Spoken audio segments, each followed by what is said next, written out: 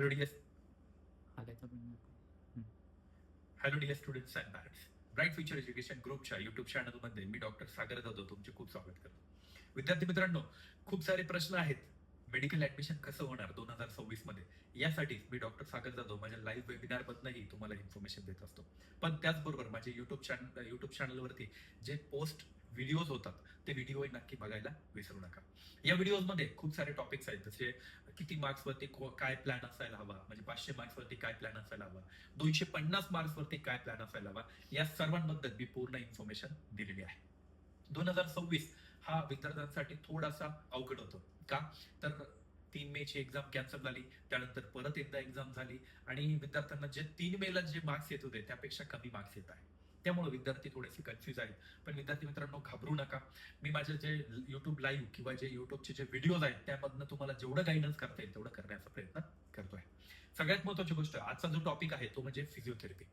Physiotherapy म्हणजे आपले जे युट्यूबच्या लाईव्ह मध्ये, डेलीच्या लाईव्ह मध्ये खूप साऱ्या विद्यार्थ्यांचे किंवा पालकांचे प्रश्न होते की सर फिजिओथेरपी बद्दल सांगा, की एक्झॅक्टली फिजिओथेरपी मध्ये काय असतं, फिजिओथेरपीची ऍडमिशनची प्रोसेस कशी असते, कशा पद्धतीने ऍडमिशन प्रोसेस होते, किंवा जे 12वीचे जे मार्क्स आहेत फॉर एक्झाम्पल पीसीबीचे ते किती पर्सेंट मध्ये पाहिजे, त्यानंतर नीट इलिजिबल असायला हवं की नीट मध्ये काय स्कोर असायला हवं, हे सगळे प्रश्न होते. तर त्यासाठी हा व्हिडिओ स्पेशल त्यांच्यासाठी आहे. ज्याही विद्यार्थ्यांना फिजिओथेरपीसाठी ऍडमिशन घ्यायचंय त्यांनी हा व्हिडिओ शेवटपर्यंत नक्की बघा. आणि चॅनलवरती नवीन असाल तर चॅनलला नक्की सबस्क्राईब करा. तर आपल्या व्हिडिओला स्टार्ट करूया. सगळ्यात महत्वाची गोष्ट, फिजिओथेरपी कोणत्या स्टुडंटसाठी बेस्ट आहे. बघा, मी जसं बोललो की फिजिओथेरपी करायला हवं, पण कोणत्या स्टुडंटसाठी फिजिओथेरपी बेस्ट आहे याबद्दल मी तुम्हाला एकदम थोडक्यात आणि चांगल्या पद्धतीने सांगणार आहे. सगळ्यात महत्वाची गोष्ट, फिजिओथेरपी हा एक मेडिकल हेल्थ केअर फील्ड मधला एक स्ट्रॉंग कोर्स आहे. म्हणजे एमबीबीएस, बीडीएस, बीएमएस, बीएचएमएस नंतर फिजिओथेरपीचा नंबर लागतो. त्यानंतर ओटी टेक्निशियन आणि ते बाकीचे ऑदर अलाइन कोर्सेस नंबर लागतो. फिजिओथेरपी हा खूप चांगला कोर्स आहे आणि याला इंटरनॅशनली पण खूप, ग्लोबली पण खूप चांगलं रेकग्नायझेशन आहे. युके, युएस, कॅनडा, ऑस्ट्रेलिया या ठिकाणी फिजिओथेरपिस्टची गरज असते. भरपूर ठिकाणी काय यूज आहे याच्याबद्दल आपण डिस्कस करणार आहोत. Physiotherapy is best for who want to medical career with a practical patient. म्हणजे प्रॅक्टिकल पेशंट केअर मध्ये तुम्हाला जर काम करायचं असेल, नर्सिंग, फिजिओथेरपी याच्यामध्ये भरपूर डिफरन्स आहे. Nursing is a caring thing आणि physiotherapy is like a doctor. This is the main thing. सगळ्यात महत्वाची गोष्ट, फिजिओथेरपी नंतर फ्युचर ऑपॉर्च्युनिटीज काय. बघा, सगळ्यात महत्वाची गोष्ट, आपण कोणत्याही गोष्टीचा विचार करतो, जसं एमबीबीएस केलं किंवा बीएमएस केलं किंवा बीएचएमएस केलं, आपण काय विचार करतो की याच्यानंतर एक्झॅक्टली काय करता येणार आहे, आपल्याला हॉस्पिटल टाकता येणार आहे की आपल्याला जॉब करता येणार आहे याचा विचार करतो. तर फिजिओथेरपी नंतर काय करता येतं याच्याबद्दल बघूया.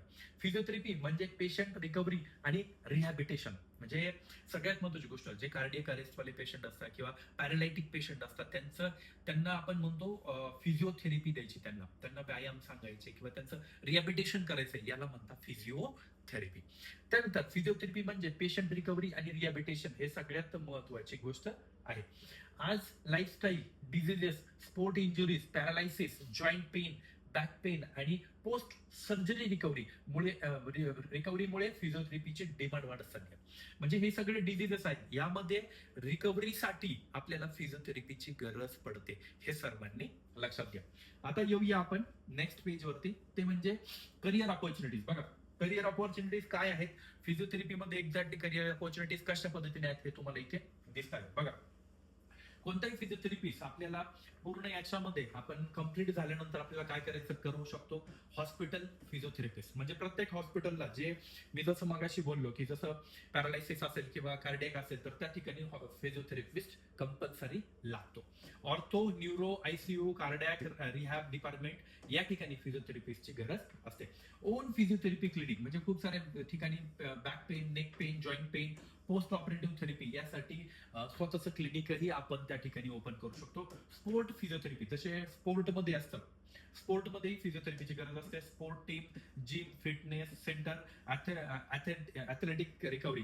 म्हणजे या ठिकाणी जर कोणी स्पोर्टमन जर इंजुअर जर झालेलं असेल त्यासाठी फिजिओथेरपीची गरज असते. Home visit practice, elderly patient, paralysis patient, surgery recovery patient यांच्यासाठी फिजिओथेरपीची गरज असते. रिहॅबिलिटेशन सेंटर वरती, recovery of accident, disability care यासाठी रिहॅबिलिटेशन सेंटर वरती. एमपीटी स्पेशलायझेशन म्हणजे फिजिओथेरपी नंतर काय करता येतं, बीपीटी नंतर काय करतं, एमपीटी एमपीटी ही करता येतं. एमपीटी मध्ये cardiac, neuro, sport, cardio, respiratory आणि पेडियाट्रिक्स अशा पद्धतीचं एक एमपीटी पोस्ट ग्रॅज्युएशनही करू शकतो. पोस्ट ग्रॅज्युएशन नंतर आपण कॉलेजला ऍज अ टीचर म्हणूनही लागू शकतो. हेही ऑप्शन्स त्यामध्ये आहेत. नेक्स्ट जर जायचं जर झालं, सगळ्यात महत्वाची गोष्ट बघा, तुम्ही म्हणत असाल की सर आता खूप सारे पॅरेंट्सचे 2-3 दिवसामध्ये म्हणजे काउन्सिलर्सला प्रश्न होते की सर पीसीबी मार्क्स किती असायला हवे किंवा नीट मध्ये जस्ट इलिजिबल असायला हवं की पास असायला हवं. तर याबद्दलही थोडासा थोडक्यात इन्फॉर्मेशन देणार आहे. पीसीबी फिजिक्स, केमिस्ट्री, बायोलॉजी जर ओपन कॅटेगरी असेल 50% मार्क्स मॅन्डेटरी आहे, म्हणजे 300 पैकी 150 मार्क्स मॅन्डेटरी असायला हवे. त्यानंतर जर ओबीसी कॅटेगरी असेल किंवा अदर कॅटेगरी असेल 40% मार्क्स मॅन्डेटरी असायला हवे किंवा 120 मार्क्स म्हणजे 40% मार्क्स किंवा त्याच्यापैकी 300 पैकी 120 मार्क्स मॅन्डेटरी असायला हवे जर ओबीसी किंवा अदर कॅटेगरी असेल.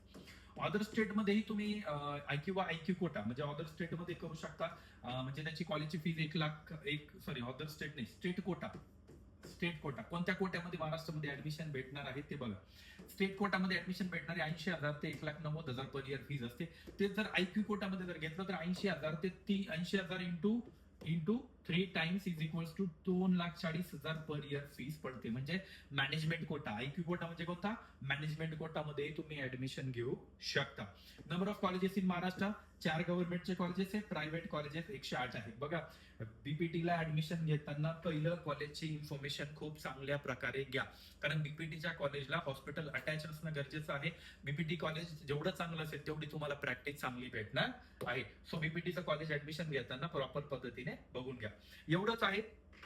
महाराष्ट्र स्टेटमध्ये ग्रुप सी मध्ये बीपीटीचं कॉलेज बघायला भेटतं. त्यामध्ये तुम्हाला काउन्सिलिंग बघा, पहिली कोणती ग्रुप ए, एमबीबीएस, बीडीएस, त्यानंतर ग्रुप बी, बीएमएस, बीएचएमएस. ग्रुप सी मध्ये बीपीटी, बाकी अदर कोर्सेस बघायला भेटतात. तर त्या कोर्सेस मध्येही तुम्ही ऍडमिशन घेऊ शकता. बीपीटी मध्ये जर तुम्हाला जर करायचं असेल फॉर एक्झाम्पल, तर बीपीटी मध्येही चांगलं करिअर आहे. इंटरनॅशनल अपॉर्च्युनिटी चांगले आहेत. युके, युएस, कॅनडा, ऑस्ट्रेलिया या ठिकाणीही बीपीटी फिजिओथेरपी झाल्यानंतर तुम्हाला स्पेशलाइज जॉब्स खूप चांगले अवेलेबल आहेत. तर नक्की जर बीपीटी करत असाल तर फ्युचर स्कोप बघून करा. आणि जर तुम्हाला जर मार्क्स जरी कमी येत असतील, नीट बद्दल सांगायचं जर झालं, मिनिमम इलिजिबल पाहिजे, म्हणजे तुम्ही अपियर पाहिजे नीट मध्ये. किती मार्क्स असो, 50 मार्क्स असो, 100 असो किंवा 250 मार्क्स असो, तरीही तुम्ही बीपीटीला ऍडमिशन घेऊ शकता. म्हणजे बीपीटीला मिनिमम इलिजिबिलिटी क्रायटेरिया असा काहीही नाहीये. Thank you so much. नक्की नेक्स्ट व्हिडिओला बघत राहा. माझे वेनसडे आणि संडेचे जे वेबिनार्स असतात ते वेबिनारही नक्की बघत राहा. त्यामध्ये तुम्हाला पूर्ण गायडन्स भेटणार आहे. Group A, group B, MBBS, BMS, MBBS, BDS, BMS, BHMS असल्या पूर्ण कोर्सेसची प्रॉपर डिटेल मध्ये इन्फॉर्मेशन मी देणार आहे. Thank you so much. नेक्स्ट व्हिडिओमध्ये भेटूया.